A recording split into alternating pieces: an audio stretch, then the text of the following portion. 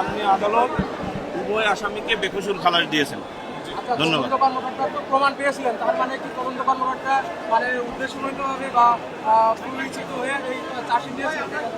এইটা তদন্তকারী কর্মকর্তাকে জিজ্ঞাসা করবেন যে উনি ওনার জেরাতে বলেছেন যে তামিমা 2016 সালে তালাক দিয়ে সৌদি আরব গিয়ে ক্রিকেটার নাসির হোসেনের সহিত বিবাহ করার পূর্ব পর্যন্ত কতদিন বাংলাদেশে এসে থেকেছেন এটাই তদন্তকারী কর্মকর্তা জানেন না, অথচ তার পাসপোর্টের ফটোকপি তার কাছে দেয়া হয়েছিল।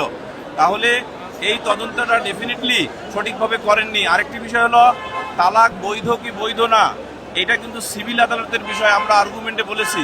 আশা করি যে এই বিষয়টিও আদালতের ফাইন্ডিংসে আসবে, যেহেতু আদালত সময় সাপেক্ষের কারণে দুই তিনটে ফাইন্ডিংস বলেছেন। আমরা রায়ের কপি হাতে পাওয়ার পর দেখবো যে হ্যাঁ আমাদের আর্গুমেন্টসগুলো সঠিকভাবে কতটুকু এসেছে। যেমন একটা জিনিস বলতে পারি, সেটা হলো যে আমরা একটি উচ্চ আদালতের রায় দিয়েছিলাম, সেই রায়ে বলা হয়েছে তালাক নোটিশ শুধুমাত্র ইউনিয়ন পরিষদের চেয়ারম্যানের নিকট না পৌঁছা মানে এই নয় যে তালাক হয়নি। স্বামী স্ত্রীর মধ্যে আচরণ বা কন্ডাক্ট দেখে বুঝতে হবে তাদের মধ্যে তালাকের কার্যকারিতা।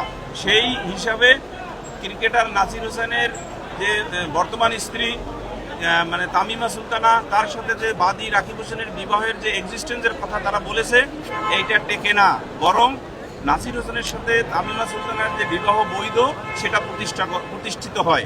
ধন্যবাদ। আপনার পরিচয়? আজিজুর রহমান দুলু, আমি ক্রিকেটার নাসির হোসেনের আইনজীবী।